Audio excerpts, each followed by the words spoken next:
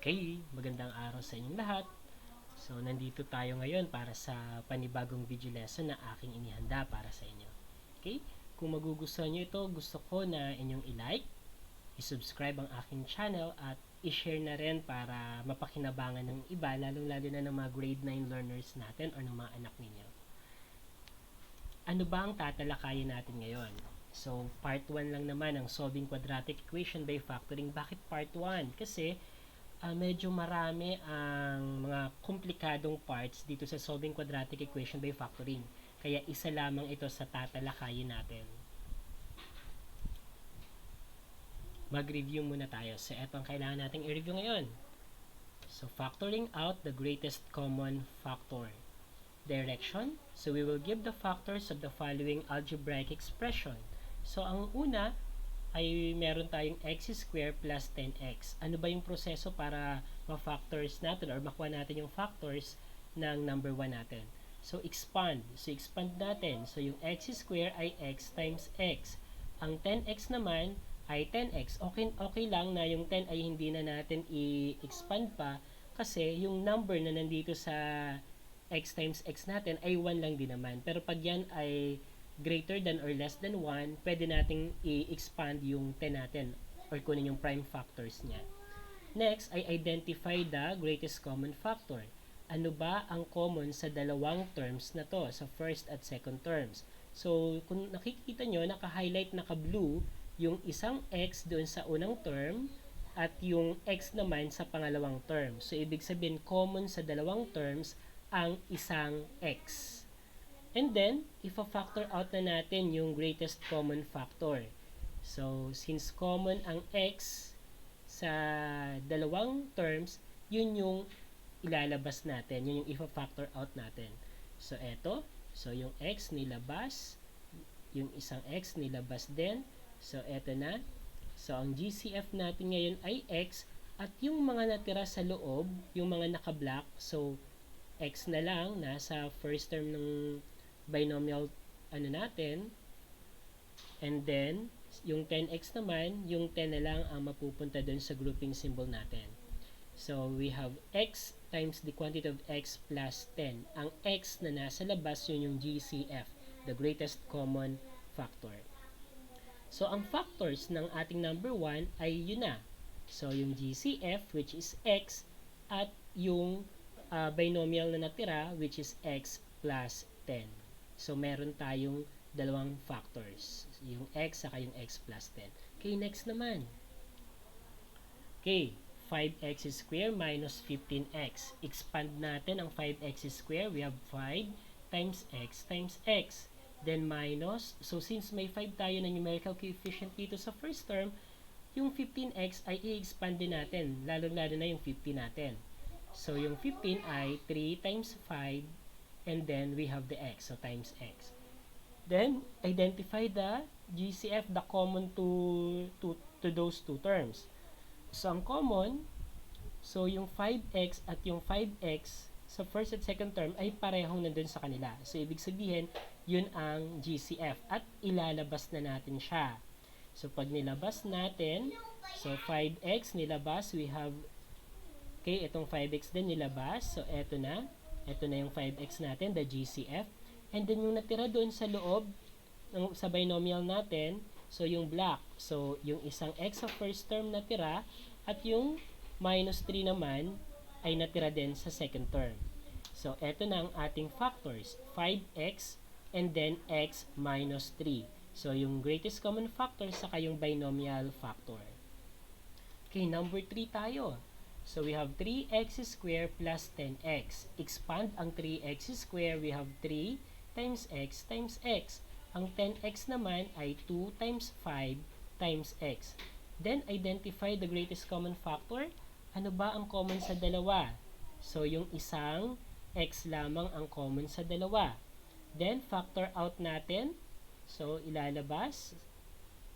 So, we now have x which is the GCF, and then yung natira naman sa binomial factor natin, we have the 3x and then plus 10. So, ang factors natin ngayon ng number 3 natin ay x, which is the GCF, and then the 3x plus 10, which is the binomial factor. So, those are the factors of our number 3. Okay, kailan ba natin gagamitin ang factoring sa pag-solve ng quadratic equation? So, ito ay gagamitin lang natin kapag yung left side ng given quadratic equation na naka-standard form na ay factorable. So, take note of that na kapag yung after natin ma-standard form, matransform sa standard form ang quadratic equation and then yung nasa left side niya ay factorable, yun yung hudyat na pwede natin gamitin siya ng factoring. So, dito sa video lesson na to, ang focus natin ay ito. So, quadratic equation in a form na ax squared plus bx is equal to 0. Ibig sabihin, quadratic term lang plus linear term is equal to 0 ang meron siya. Anong nawawala sa kanya? Nawawala sa kanya yung plus c. Yung constant term ay wala siya or 0 yung constant term niya. So, immediately kapag ganito ang form ng quadratic equation, pwedeng gamitin siya ng factoring. Okay, paano ba natin isosolve ang quadratic equation gamit ang factoring? So, ito yung step sa pag-solve ng quadratic equation gamit ang factoring. Una, kailangan natin i-transform sa standard form ang quadratic equation na given. Pangalawa, kukunin natin ngayon yung factors ng left side of the quadratic equation. Pangatlo, i-apply na natin ang zero product property by equating each factor to 0. And then, pang-apat, isosolve na natin yung resulting linear equation para makuha natin yung solution ng quadratic equation. At ang panglima natin, ito ay optional lamang, pwede nating i-check kung talaga bang yung nakuha nating sagot ay tama o mali. Okay? Panoorin natin Or ito. isosolve ang 3x squared is equal to negative 81x. Okay, solve natin ngayon. So, ito yung steps na susundan natin na tinalakay na sa naunang video. So, una, transform the given quadratic equation in standard form. So, ibig sabihin, ang standard form ng quadratic equation ay a x squared plus bx plus c is equal to 0. So, dapat ang quadratic term natin ay nasa first term. So, ang quadratic term natin ay 3x squared. And then, ang linear term naman natin, we have negative 81x. So, dapat ito matranspose natin sa kabila. So, transposing that one to the left side, ang negative 81x ay magiging positive 81x. And then, wala tayong constant term. 0 ang constant term natin. So, is equal to 0. So, ito ang wala natin. Okay. So, since na-transform na natin ang ating quadratic equation in standard form, so ito na siya. So, 3x squared plus 81x is equal to 0. Ang next step natin ay find the factors of the left side of the quadratic equation. So, ito daw ay kukuhaan na natin ng factors. So, ano kaya ang factors nito? So, tignan natin kung ano ang factors ng 3x squared plus 81x. So, pwede nating i-expand ito para makuha natin iyon. Okay? So, 3x and then x. Kasi ang x squared natin ay x times x yan. Ang 81 naman, so ano kaya ang, so ang 81 natin, prime factorization tayo. So 9 times 9, ang 9 naman ay 3 times 3. Ang another 9 natin ay 3 times 3. So mga prime factors na ang nasa baba. So pwede nating isulat ang 3 times 3 times 3 times 3 times x is equal to 0. And then, mapapansin natin, ano ba ang common sa dalawa? So, ang common sa dalawa, we have 3x, 3x. So, if factor out na natin ngayon, ang 3x na yon. Okay? So, ilalabas na natin yung 3x. So, mapupunta na dito ang greatest common factor na 3x. Ano ang natira sa loob? So, ito Ito yung natira sa loob, so ilalagay natin dito sa loob ng parenthesis natin or ng grouping symbol natin, plus 3 times 3 times 3. So 3 times 3, 9 times 3, 27. Okay. So ito na ang ating factors. So sulat na natin. Okay. So 3x times x plus 27 is equal to 0. Okay, pagkatapos na makuha natin ang factors ng ating left side of the equation, ano nang sunod? Apply the zero product property by equating each factor to 0. So, i-equate na natin sa 0. So, eto ang unang factor. So, yung 3x equate to 0. And then, ang pangalawang factor natin ay x plus 27. Equate din siya sa 0. So, applying the zero product property, magkakaroon tayo ng dalawang linear equation. So, ito saka ito. Okay, what next? Solve each resulting linear equation to find the solution of our quadratic equation. So, isusolve daw natin yung bawat isa sa linear equation na nabuo. So, ito ang unang linear equation. So, equate natin. So, 3x is equal to 0. So, times 1/3 times 1/3. So, magiging 3x over 3. Dito naman, 0 over 3. 0 divided by 3 is equal to 0. Then 3 divided by 3, 1. So, x is equal to 0. X is equal to 0. Okay, yung pangalawa naman. So, yung pangalawa natin, x plus 27 is equal to 0. So, transpose natin. So, si positive 27, itra-transpose sa kabila, magiging negative 27. So, ibig sabihin, x is equal to negative 27. So, ang dalawang value ng x natin ay 0. Gagawin natin.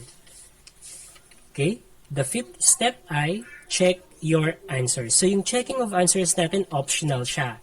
So, yun ay para makita lang natin kung tama ba ang kuha nating sagot or hindi. Okay, so try nating i-check. Okay. If x is equal to 0. So to check natin, kailangan nating i-evaluate ang ating original equation. At pag in-evaluate natin siya, papalitan na natin yung x. So, since yung x ay nakuha natin na equal to 0, gagawin na natin siyang 0. Negative 81 times 0. So, 0 square, 0 times 3, 0. Negative 81 times 0 is equal to 0. Is 0 equal to 0? Yes. So, ibig sabihin, ito ay true statement. So, since this is a true statement, ibig sabihin, 0 is a solution.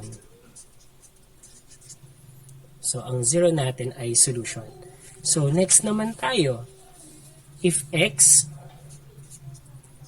is equal to, ano pa yung isang nakuha nating value? Negative 27.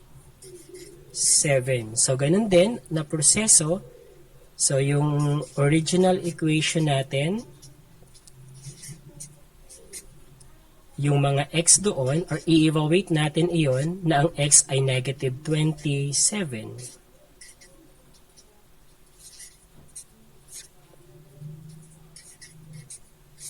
Okay, so ganyan. So next, so negative 27 square, so negative 27 times negative 27 ay positive 729. So, magiging positive siya. Then, we have a multiplier of 3 here. And then, 3 times 729, the answer is 2,187. Okay, next, sa kabila naman.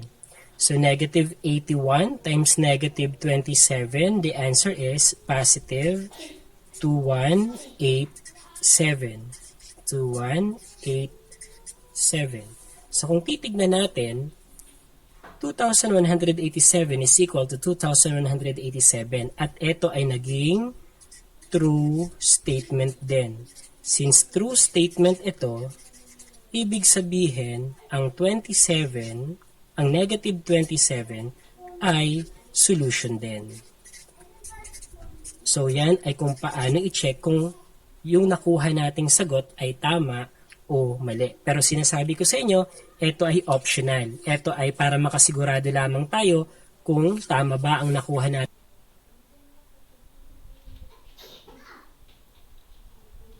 Okay?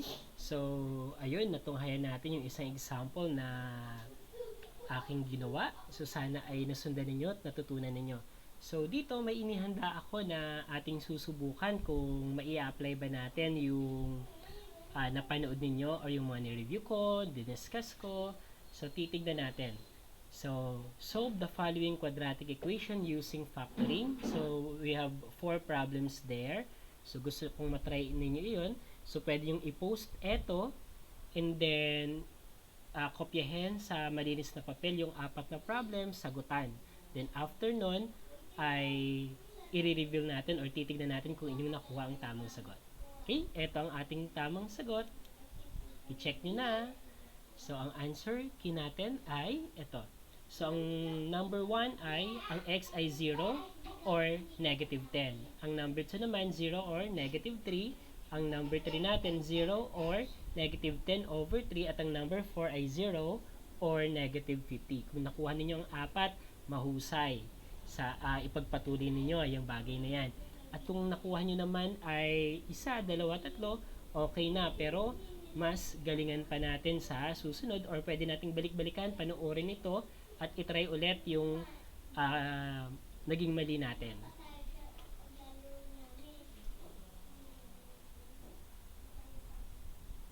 Okay, bye-bye na. Thank you for watching. Sana ay natuto kayo.